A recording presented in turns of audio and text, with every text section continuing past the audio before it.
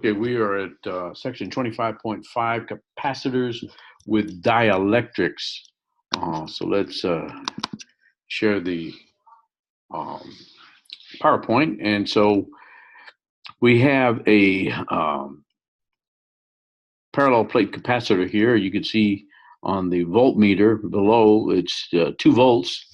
That's called V0. Uh, the initial voltage is 2 volts, and there's just air between these plates. And after we insert a dielectric, the charge remains the same, but the potential difference decreases. Here it shows that it goes down to 1 volt, and the capacitance increases. So you can see the change in voltage, delta V is equal to delta V0 divided by kappa, the dielectric constant, kappa. And so C is equal to Q0 divided by delta V. Well, the delta V is equal to delta V0 divided by kappa.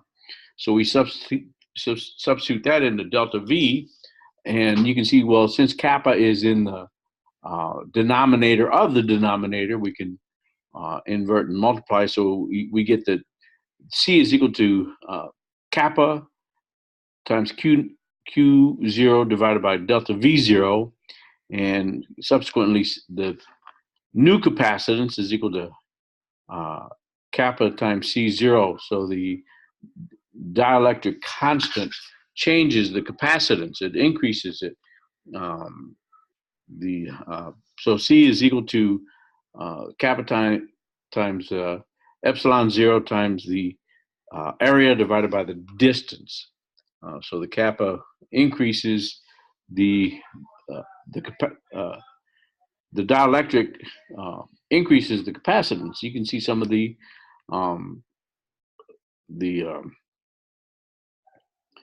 dielectric constants. The air is 1.0059, bakelite 4.9, fused quartz 3.78, nylon 3.4, neoprene rubber 6.7. You go all the way to the bottom and look at strontium titanate.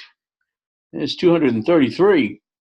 So you get quite a large dielectric constant, a large kappa with strontium titanate.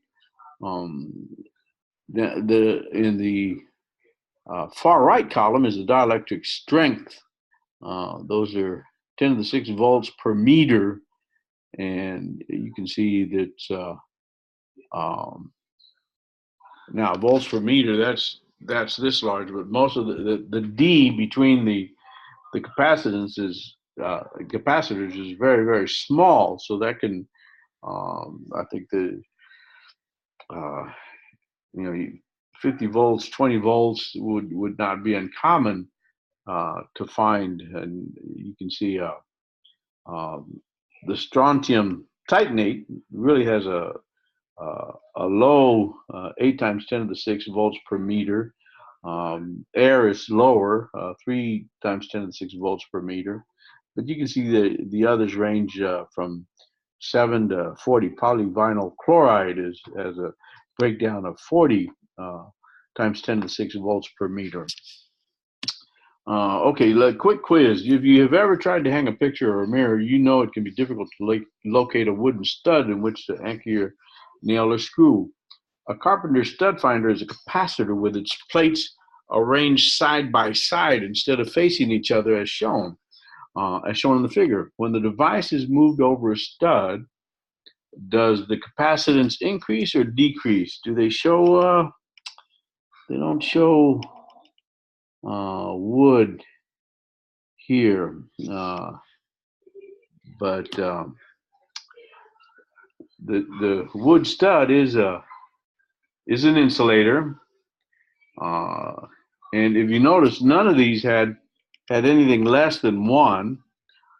Vacuum all the way to the bottom is a value of 1. So we're going to assume that wood has some something greater than 1. So would the capacitance increase or decrease? Well, it would increase. You multiply by 1 point something or even 2, it would increase.